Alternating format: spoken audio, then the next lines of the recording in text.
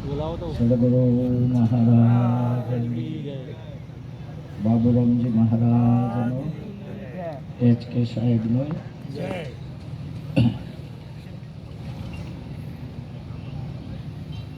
સર્વત્ર સુખી ન સંતો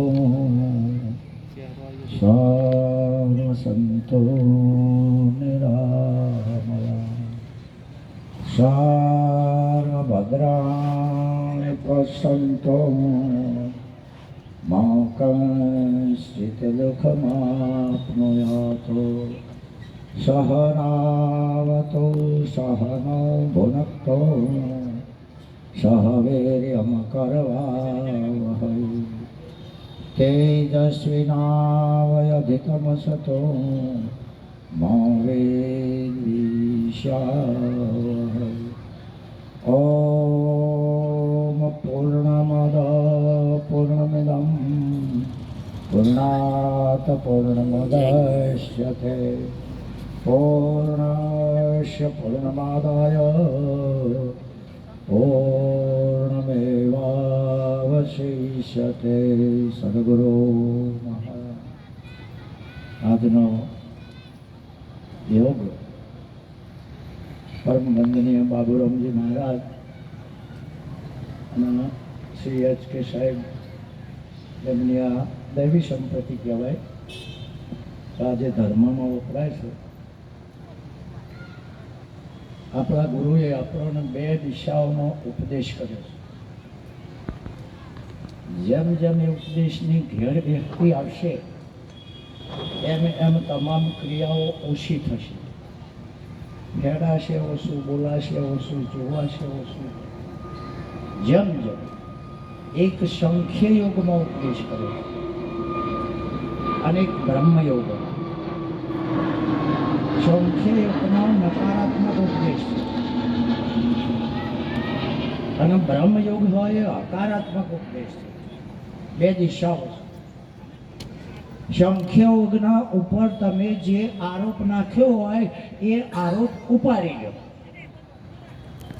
ગહન લાગશે હો, ગહન છે આ વાતો અટપટી એટલી બધી અને આખો ભોગ માંગે છે.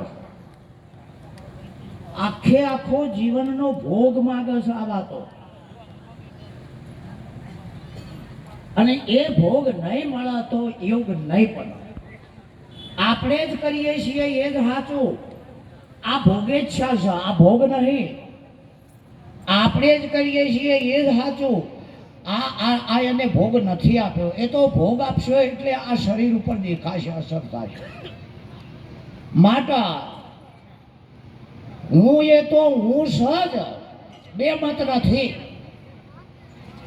પણ એના ઉપર જે આરોપ નાખ્યો છે ને એ સંસ્કારજન્ય આરોપ છે અને સંસ્કારજન્ય આરોપનો ઉપાડી લે. એના માટે કોઈ હારજીત કરવાની કોઈ જરૂર નહીં. તમે પ્રશ્ન પૂછો અને અમે આપીએ, 1 કલાક ખેંચીએ, એનો અર્થ એ થાય કે અમને જ ખબર નહીં.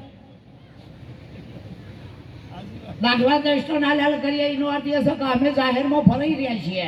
છૂટવાના પ્રયત્નો છે, ટૂંકામાં પટાઈ દેવાનું. જે સંસ્કારજન્ય આરોપ પડ્યો છે એ સંસ્કારજન્યના આરોપને ઉપાડી લ્યો. અને સ્વભાવ સિદ્ધ જે છે એના નેચર જે આરોપ હોય એ નેચરલી આરોપને ઉઠાવી લ્યો. હું અડાપાસ ના કરશો. સ્વભાવ સિદ્ધ જ્યારે થશે ત્યારે એનો પાવર આવશે. પણ સંસ્કારજન્ય જે છે આ શરીરના ઉપર જે હું પડ્યું હોય એ નેચરલી આરોપને ઉપાડી લ્યો. અને ઉના ઉપર જે આરોપ પડ્યો હોય એ દ્વૈત મતને ઉપાડી લ્યો.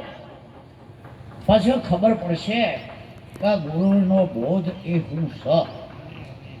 પછી ખબર પડશે કે ગુરુનો બોધ. ઘણા સંપ્રદાયો એવા છે, કોઈ નોમ બદલે છે, કોઈ ડ્રેસ બદલે છે, કોઈ એમના એમ રાખે છે. હું ટીકા નહીં કરતો, હું કોઈની ટીકા નહીં કરતો, પણ જેમાં નોકરી કરતા હોય એની દરજ્જો પહેરવો પડશે. કઈ પોલીસ ખાતામાં નોકરી કરો કે હું ધોતી પહેરીને આવું તો ના ચાલે. એનો જે ચિહ્નો હોય એ તમે પોતે ધારણ કરો તો તમે સંપ્રદાયના આધીન છો, વફાદાર છો. એનો અર્થ એ નહીં. સંન્યાસ ધર્મમાં એવું છે, અડધો સંન્યાસ થાય તાણે ચૈતન્ય શબ્દ લાગે છે, અને પૂર્ણ સંન્યાસ થાય તાણે આનંદ શબ્દ લાગે છે. 4 કલાકના બોધમાં તો 40 વર્ષ જતો રહે તોય મેળ ના પડે એવી વાત છે. ચમ આપણે જ્ઞાનીઓને ધીરવાદ માંગતા નહીં. જોઈને આપણને જ આવડી ગયું એવું તે હું છે જે કૃષ્ણ કહે છે એ તમારે કહેવું પડે છે. એવું હું છે જે રામાયણ કહે છે એ તમારે કહેવું પડે છે.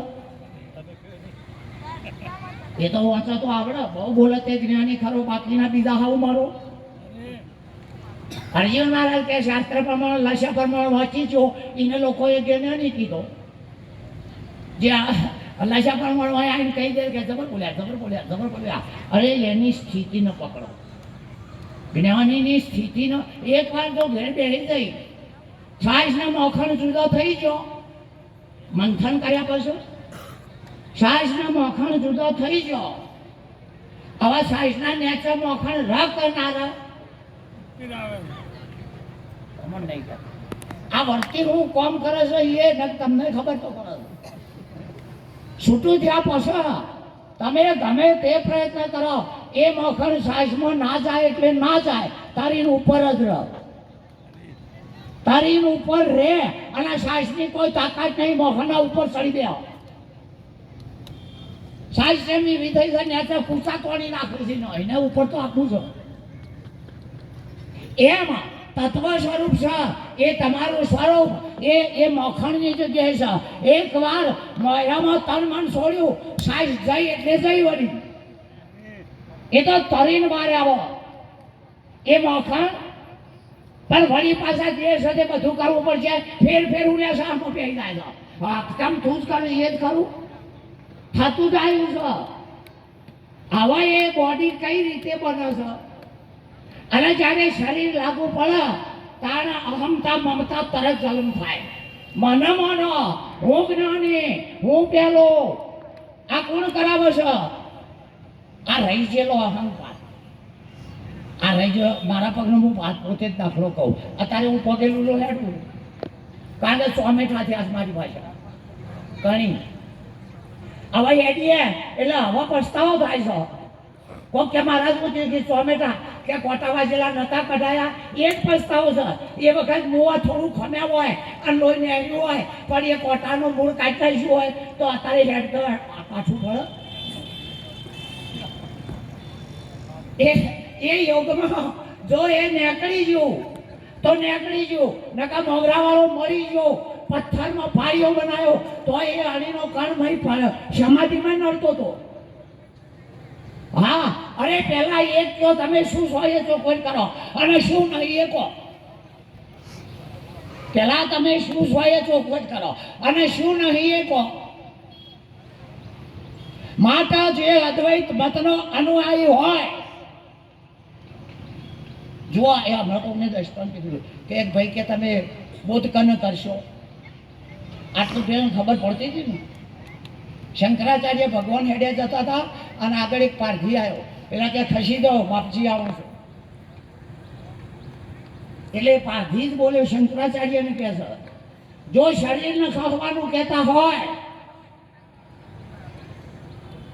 તો ખોરાકના આધીન રૂષ્ટપુષ્ટ તમારું મારું બધાનું એક જ છે. જો આત્માને ખાવાનું કહેતા હોય તો સફર ભરેલો છે, ચો ખસી જાય. હવે થિયરી એવી છે શંકરાચાર્ય સીધા હાથ જ જોડ્યા છે.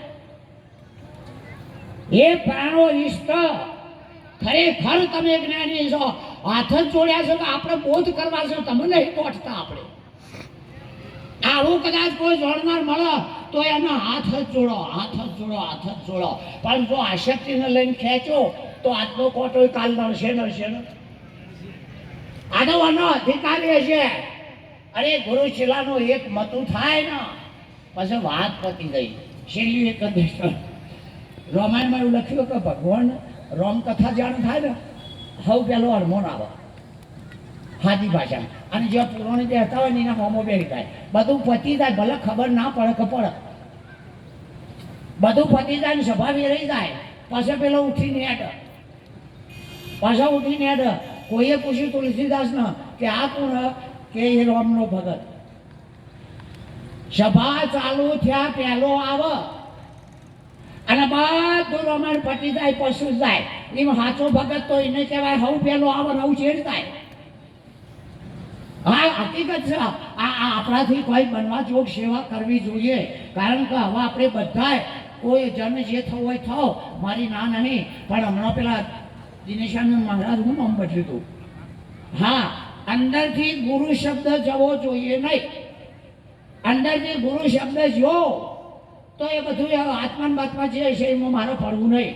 પણ ગુરુ શબ્દ છે એ ગુરુ શબ્દ જીવનમાં આપણા જીવનમાંથી જ્યારે જશે ત્યારે આના આ જ્ઞાન એ છેલ્લી દર્શન જેનો આ તો મિમિક્રી નહીં કરીએ તો કોઈ બેહાયું હોય નહીં.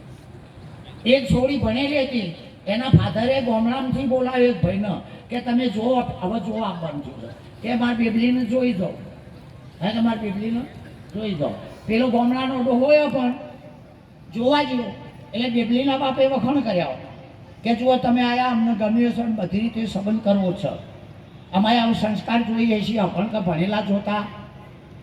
એટલે કે અમારી બેબલી BA છે, કોલેજ કરેલી એટલી BA, કે અમારી બેબલી હવે પેલો ડોહો અભણ છે. એટલે ડોહો બોલ્યો કે આપણા વરખઈ આવશે, સંબંધ કરવામાં વરખઈ આવશે. કે જો અમારા BA છે, પેલો કે અમારો છોકરો ગભરાય છે, વરખઈ તો આવક ના આવે. આ BA છે તો પેલો એટલે વરખઈ આવો કે નહીં આવક ના આવો. એમ જો જ્ઞાનની સ્ફૂર્ણા થશે તો તમારે ઘરમાં હરખઈ નહીં આવે. ખરેખર ઘરમાં આ જ્ઞાન એકલ દોકલનું જ્ઞાન છે, નહીં આ થોડાનું જ્ઞાન. આ જ્ઞાન એકલ દોકલનું જ્ઞાન છે. જ્યારે એકલ દોકલ પડી જશે તાણે પરમાત્મા કહેશે, હે દ્રૌપદી તું ભીષ્મ સ્વામી જોઈ. હલ્લા ખેંચે એટલે ભીષ્મ સ્વામી શકી. ભીષ્મએ ઊંધું ગાલી દ્રૌપદીને ખબર નહીં પડતી, એક તો આ ડોહો જ કરાવી રહ્યો છે. દ્રોણ હોવું જોઈએ, પતિઓ હોવું જોઈએ, તોય કોઈ હલ્યા નહીં. પાછા અધર જોઈ કૃષ્ણ કે હું ક્યારનો આવ્યો છું કે જેમ તો અત્યાર સુધી હલ્લા ખેંચ્યા ચમ જોઈ રહ્યા કે તું તારા હમું જોઈ રહી હતી. લે બચાવી કઈ દે. જાણે એ બધાને મેળીને મારા હમો લમડો થશે, જાણે બધાને મેળીને મારા હમો લમડો થશે તાણે હું જણાય આખો પાછો થયો નથી. એમ સપનામય ગુરુ આ માથાના બાલ તે ગુરુ ગુરુ બોલવા જોઈએ. અર્જુન કે શ્રી કૃષ્ણ શરણ મમ, તો પાછું માથાના પાલે એ તો ગુરુ હોય અને આપણું પૂરું થાય. નહીં તો ખરેખર આવી જગ્યા અને આપણે બોલીએ ઘેર ના વાપરતો હોય વાપરે. એટલે ધન્યવાદ છે આવા તમારા જેવા સંત પુરુષોની, અને તમારો દર્શન એ જ મારો આત્મા છે. તમે અક્ષરથી દૂર થાઓ તો એ જ મારું જલમનું મરણ છે. સદગુરુ મહારાજનો